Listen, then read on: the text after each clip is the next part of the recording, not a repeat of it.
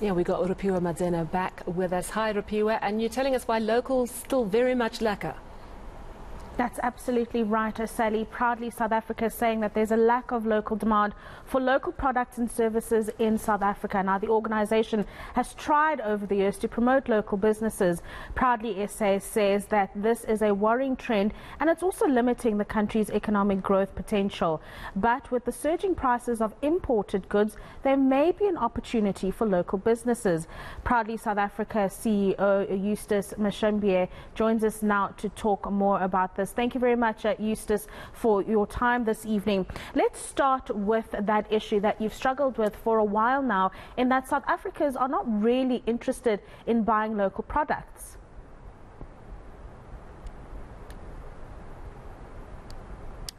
Good evening. Thank there you. We go. Yeah. Thank you. So thank you for having me.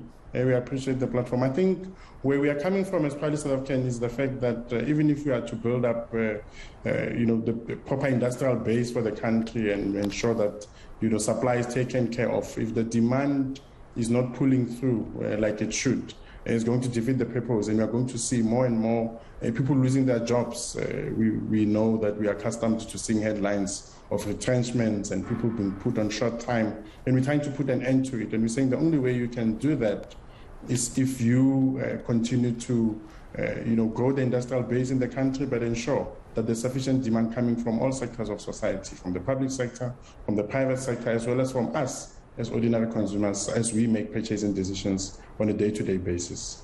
Now that there's a conversation around the fact that all of the geopolitical events that have led to the increase in prices of goods and services in the country opens up an opportunity for local business.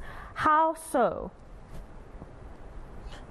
In fact, I want to take it a step further, Rupiwa, and say it's about security of supply more than anything. How are we going to fend for ourselves when there are global supply chain disruptions that are making it difficult for the products that we consume on a day-to-day basis, and we inherently depend on foreign supply to access those. Once they can't reach our shores, how do we then fend for ourselves? How do we ensure that we don't have a situation where we run out of essentials?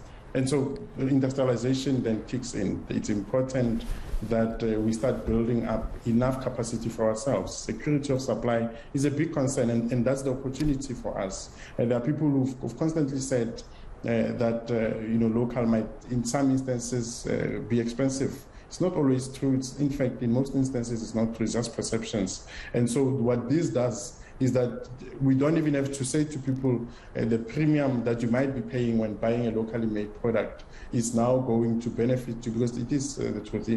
Over the long term, if you do pay that premium for a locally made product, at least the money stays here and the money circulates, and over the long term, the money continues to benefit us, as opposed to buying an imported product because the money just leaves the country and the jobs are exported. So this is just an add-on to what we have always been saying. You have to build up enough capacity in the country, but more than anything, now more than ever, we need to ensure that there's security of supply so that we manage all those issues around pricing, etc.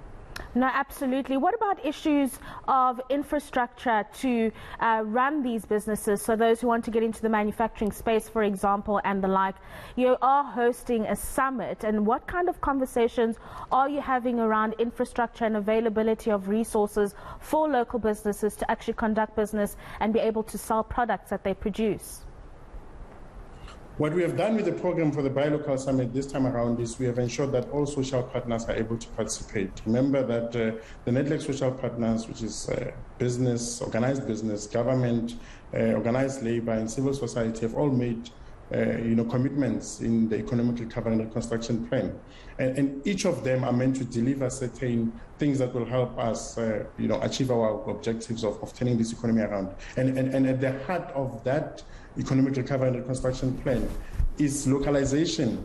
And so what we are saying to them is, in order for localization to work, there's a need for all of us to contribute, and some of it might, easily be laid at the doorstep of government, where we're saying energy supply, infrastructure, Now we know there's a big challenge that is anticipated with fuel. So how do we get rail working? So all of those are commitments, and today we had from the economic advisor to the president, who was also speaking at the summit, talking about the inroads that are being made, accepting that there are challenges, but that there are inroads being made to ensure that all of those infrastructure-related challenges are being dealt with, such that those who are in a position to can invest in the country will invest knowing that the infrastructure and the environment is conducive.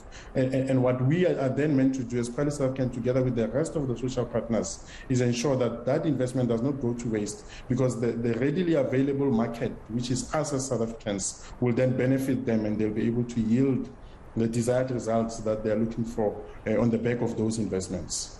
Thank you very much. That's proudly SA CEO Eustace Mashimbye joining us to speak about the reasons it's all important to buy local, and actually the fact that it's just an opportunity given the fact that we're paying so much more for imported products. Here